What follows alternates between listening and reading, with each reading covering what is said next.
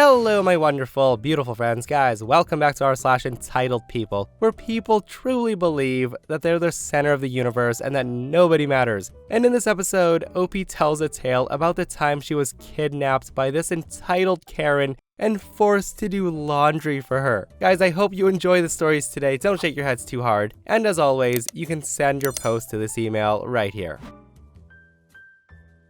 So I will admit that I'm biased right off the bat. I can't stand my husband's ex-wife. I call her his ex to myself and others. He called her his friend. We're in our 40s and she died recently due to an aneurysm. I've been with him for 10 years now, but he's known her for 20 plus years. So the way he tells it is they were friends in college, they decided to date, they got married, and then they realized that they weren't a great couple and they decided to just be friends. All that happened years before I met him. He was clear early on that she was important to him. So a couple of months into dating, it came up that his friend was actually his ex-wife.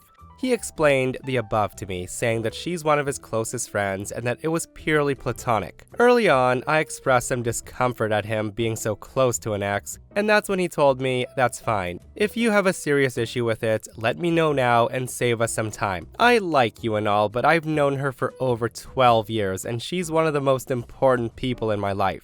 You'll have to be okay with that if you want us to be a thing. When we were engaged, I asked him again, and he gave me this perplexed look and asked me, why would us getting married affect my friendships? At that, I sucked it up and went along. I resented every moment of knowing her, especially when we had to be social. She understood some part of him that I couldn't. Her husband was also friends with mine as well, so it's not like I could use him as an angle. He'd often have lunch with his ex, they'd go to their geeky movies and whatever. And the few times I brought it up saying that I'm not comfortable and I'd rather him not hang with her, he said, we've had this conversation before, you've had your chance to back out. With that said, she died shortly after they had lunch the other day on the way to her car. He spent a bunch of time crying, but honestly, I was relieved. My husband was working with her husband on the funeral planning and I told him, you don't think you're going, do you? And at that, he was shocked that I said it.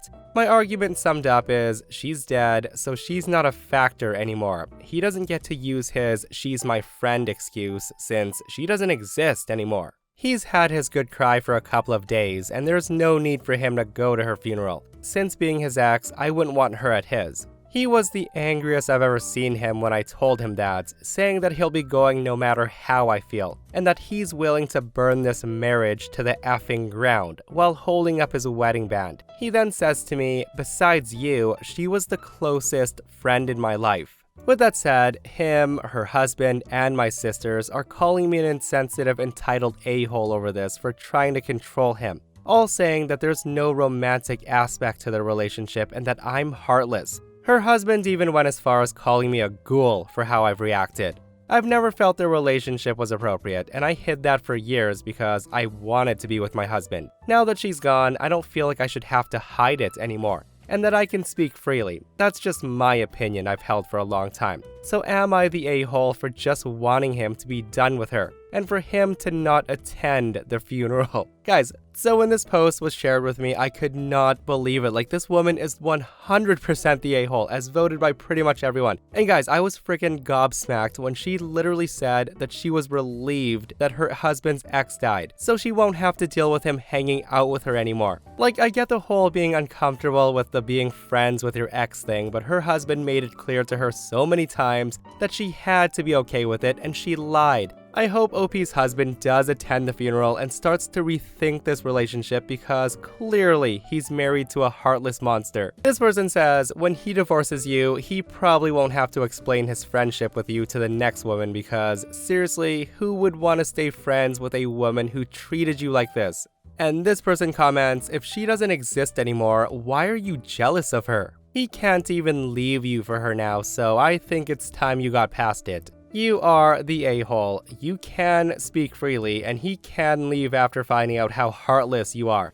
Fair enough. So I want to share this recent entitled Karen encounter with you. On this day, I was waiting in line at the grocery store to check out with my items. I usually use self-checkout, but the lines were long everywhere, so I got into a normal cashier line. So I'm waiting peacefully for my turn, minding my own business, probably thinking about dinner or something. There's only 2 people in front of me.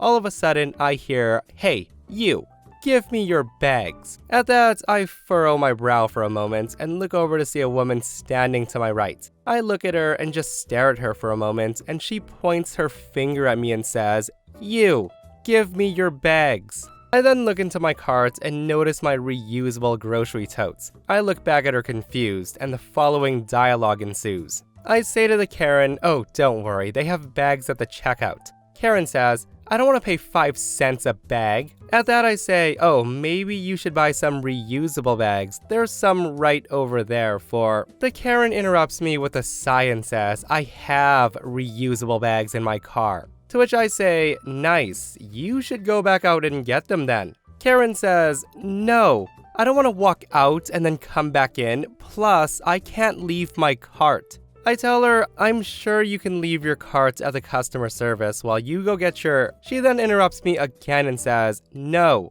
no one's watching my cart. Give me your bags." I tell her, "You can't have my bags." At this point, she yells to the cashier and says, "Hey, she won't give me her bags," pointing at me. The cashier shrugs, motions me forward, and I proceed to check out, and the cashier grabs my bags from the carts and begins packing them. Karen's standing behind me, seething in anger. The entire time the cashier is bagging my stuff, the Karen proceeds to ridicule every single item I selected and how the said item doesn't really require a bag. So I finish checking out and begin walking out with my groceries that are in my bags when Karen yells out to me as I walk on, "Hey, can you bring your bags back once you put your groceries in your car?"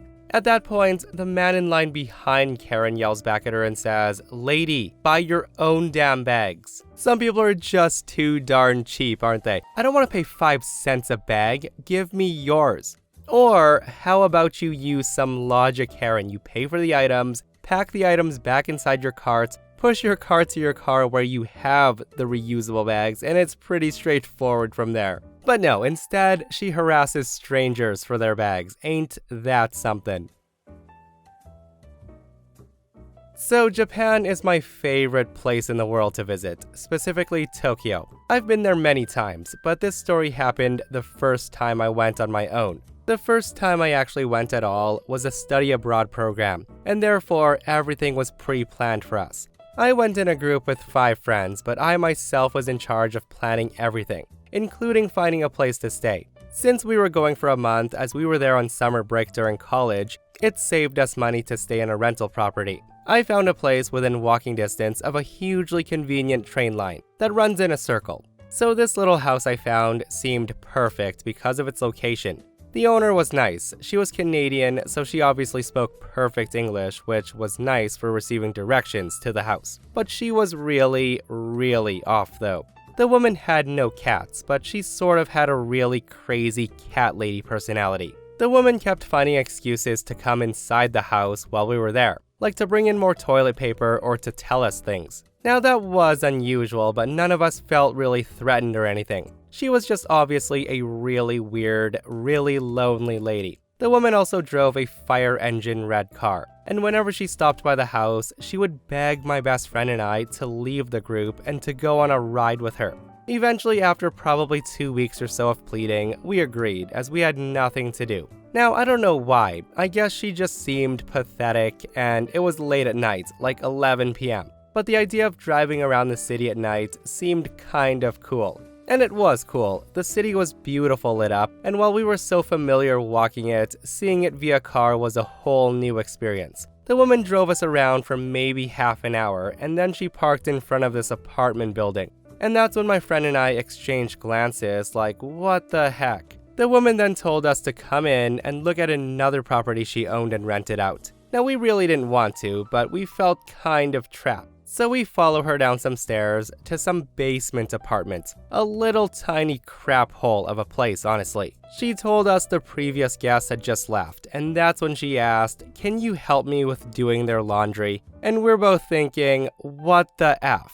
Now, hearing that, the shock and disgust must have been plain on my face and my friend's face because she said, "Well, I drove you around for free. I took time out of my day to let you see more of the city. The least you can do is help me with laundry." My friend and I looked at each other again and was like, did she just kidnap us and take us to some dingy crap hole to do laundry? My friend and I were then given 5 large laundry bags and forced to stuff all the dirty towels, blankets, sheets, and pillowcases in them, thinking that was it. After that was done, we got back to the car, and my friend and I were both like, "Oh, thanks for the ride, but it's really late and we should really get back." Also, it's around midnight at this point, and that's when the lady literally said, "If you expect a ride back, then you owe me more help with laundry. No laundry, no ride back." We were both freaking out at this point. We had no idea what area we were in, and I never felt unsafe, I guess. But it was one of the most what the actual F scenarios that we've ever been in. She then drove us to another apartment she owned, one that had a washer and dryer in it. She then made us unload all the laundry into the washing machine, which was way too much for one load. It had to have been 2 to 3 loads. She then expected us to just sit there and wait for the washer and dryer to finish everything in the bags, so we could then fold everything, bring it back to the other apartment, all in exchange for the car rides, which is basically kidnapping at this point. Luckily, the second apartment was in this area we recognized that was close enough to the train station I mentioned earlier. So my friend and I told her that again, we're sorry, it's late, almost 1 a.m. at this point, and we decide to just walk back home instead. The woman starts freaking out and trying to convince us that we owe her from the ride that she gave us, but we just booked it out of there. Following the flow of the crowd, we ended up at the station and we end up back at the house. After that, the lady's craziness went up like 1,000%, to the point where she would just let herself into the house while we were there to try to force us to do things for her. Anytime she wanted to do anything, she said that we got a free ride from her around town, and that we owed her for all the time and gas she used. It was insane. The last week or so, we were hiding all of our valuables and burying everything in our suitcases. The woman never seemed like she was going through our stuff, but we just couldn't trust her at all to that point. Honestly guys, I would be freaking terrified if I was in OP's shoes. Like just being in a country that you're unfamiliar with, getting kidnapped at midnight by a person you barely know, and are taken to these weird dingy little apartments and forced to do laundry. And honestly, I feel like OP and her friend were really lucky that that second apartment was in a place that they recognized, because I definitely couldn't imagine 1 o'clock in the morning being in some random middle of nowhere spot and being forced to do laundry by some wacky Karen.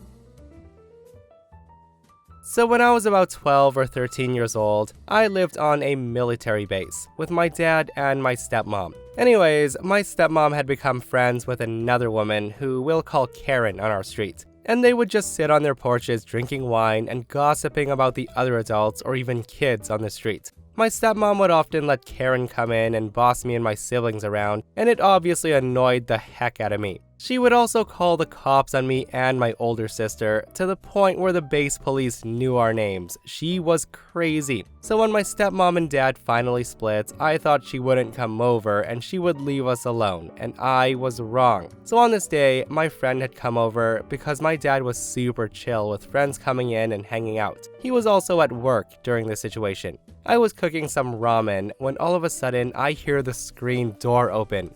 I look around the corner confused when Karen storms down the hall to the kitchen, and this is what happens. She marches up to my friend and says, "Hey friend, can I talk to you?" completely ignoring my presence. My friend says, sure, Mrs. Karen." She then proceeds to pull my friend around the corner and begins whispering to her. I, being the nosy person I am, eavesdropped.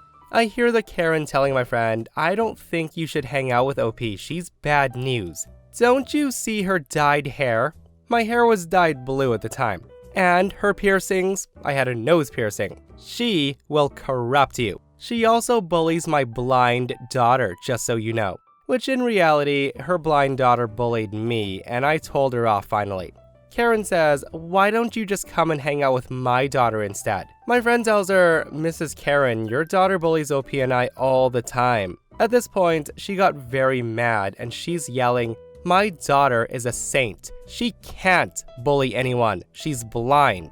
My friend tells her, "But that doesn't mean..."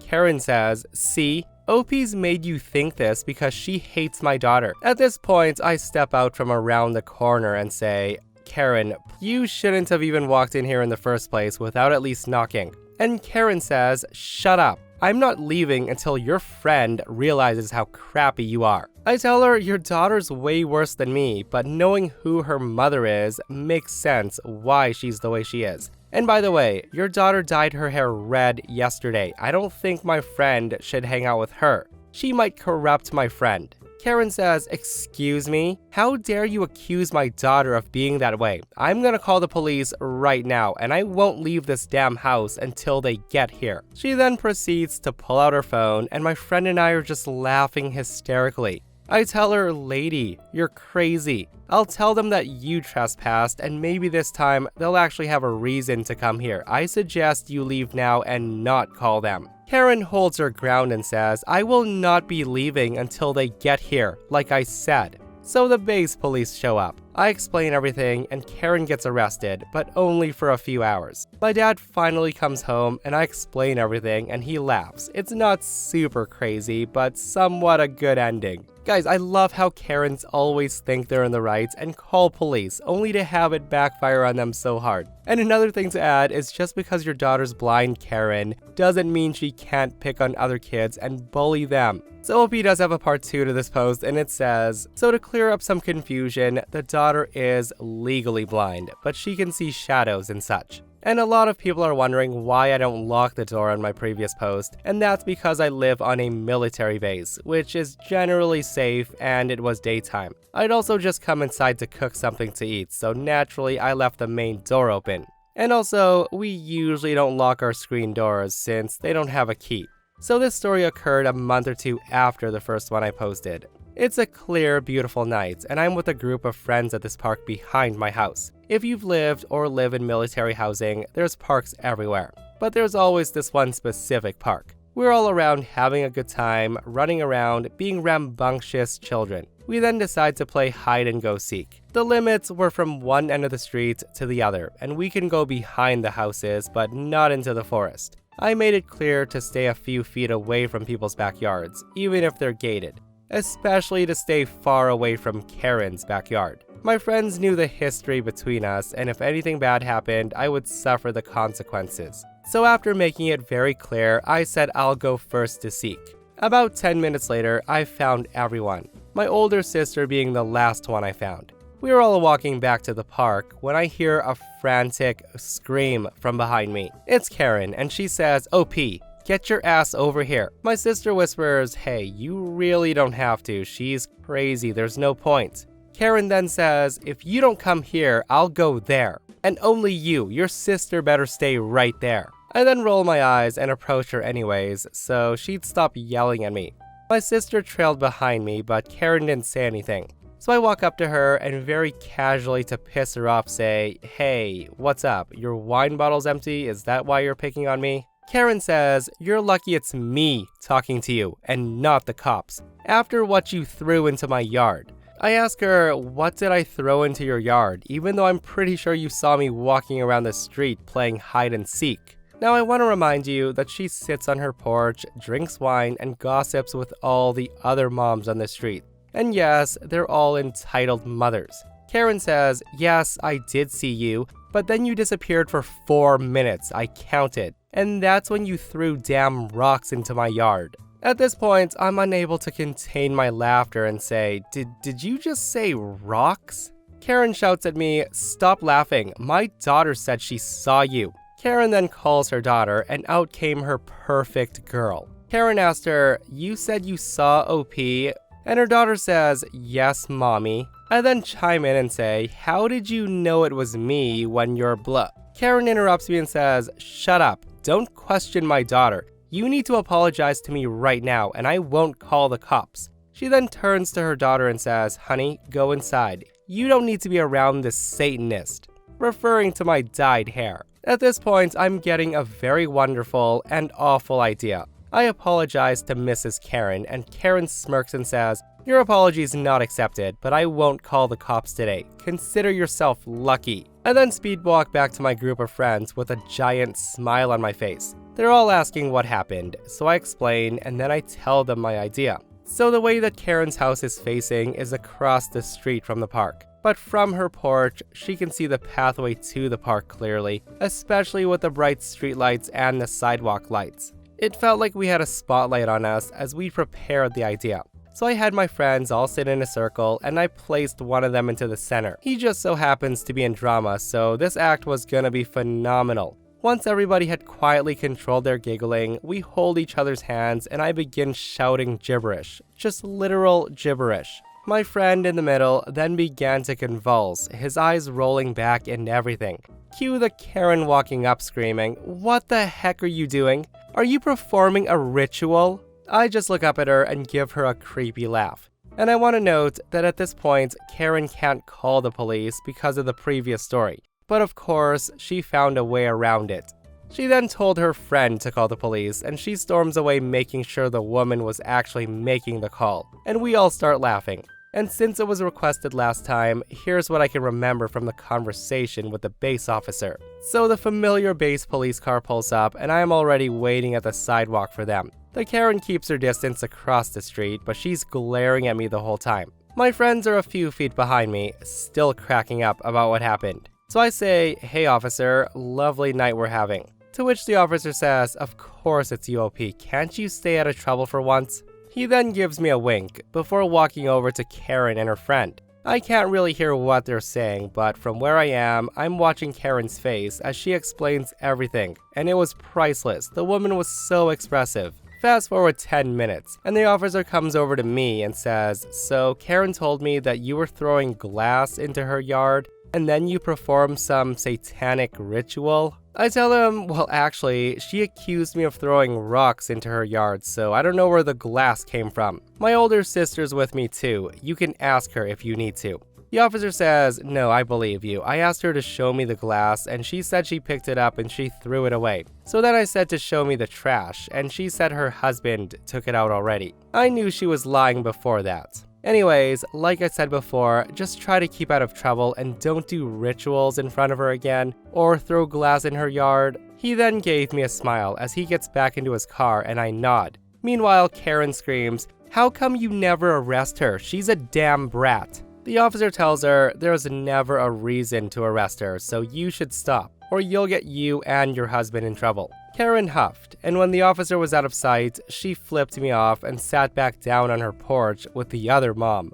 So yeah, it definitely sounds like Karen needs to get a hobby or something. Something better to do than to pick on 13-year-olds and gossip about everybody. But you know entitled people, guys, they love to cause trouble. And that, my friends, brings us to another end of our /entitled people. Guys, I hope you enjoyed the stories today. I hope you didn't shake your heads too hard. And if you missed the last episode on the channel, it's an r/petty revenge, where OP single-handedly destroys an HOA because he got fined $200. It's such a funny story, so go check it out if you haven't. And myself and Stevie Boy will see you guys in the next one. We love you.